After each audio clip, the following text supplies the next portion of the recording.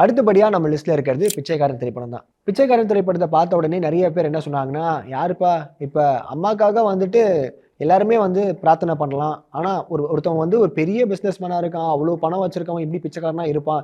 இதெல்லாம் கொஞ்சம் ஏத்துக்கிற மாரி இல்லையா?" அப்படின்றது நெறைய கேள்விகள்லாம் எழுப்புச்சு. ஆனா இந்த படம் மிகப்பெரிய ஒரு பிளாக் பஸ்டரா அமைஞ்சதுக்கு இந்த பிளாட் முக்கியமான ஒரு காரணமாவும் அமைஞ்சிருக்கு. அண்ட் சசி அவர்கள் ரொம்பவே கிளியரா ஒரு விஷயத்த வந்து சக்சஸ் மீட்ல வந்து தெரிவிச்சாரு. என்ன சொன்னாருன்னா, "இந்த படம் நான் ஒரு புக்ல படிச்ச ஒரு பிளாட்.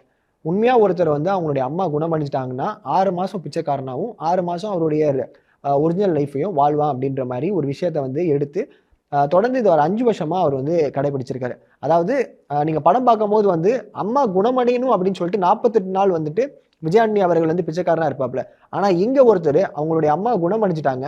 இருந்தும் அந்த வேண்டுதல் நிறைவேத்துறதுக்காக 6 மாசம் பிச்சைக்காரனாவும், 6 மாசம் வந்து நார்மல் லைஃப்ப லீட் பண்ற மாரியும் ஒரு 5 வருஷம் பண்றது வந்துட்டு என்னோட லைஃப்ல நான் வந்து யோசிக்க முடியாத ஒரு விஷயத்த வந்து ஒரு நபர் பண்ணியிருக்காரு. அங்கேருந்து தான் எனக்கு இந்த ஒரு பிளாட் வந்து ஒரு ஸ்பார்க் கிடைச்சது. இதே நம்ம ஒரு படமா பண்ணக்கூடாது அப்படின்னு சொல்லிட்டு, சீக்வல் பெருசா கிளிக் ஆகல. ஆனா மிகப்பெரிய ஒரு பிளாட்டா ஃபர்ஸ்ட் பார்ட் வந்து அமைஞ்சது. அண்ட் விஜயாண்டனி அவர்களுமே வந்து அந்த படத்துடைய பேர வந்துட்டு பிச்சைக்காரன் தான் வைக்கணும் அப்படின்னு சொல்லிட்டு, சசி அவர்கள் வந்து நெறைய லைக் ஒரு ஃபன்னான விஷயங்கள் சொல்லியிருக்காரு. தமிழகம் எங்கும் கிளைகள் கொண்ட Annamal institute of hotel management and hospital management படிப்பில் சேர்வதற்கான அட்மிஷன் நடைபெறுகிறது.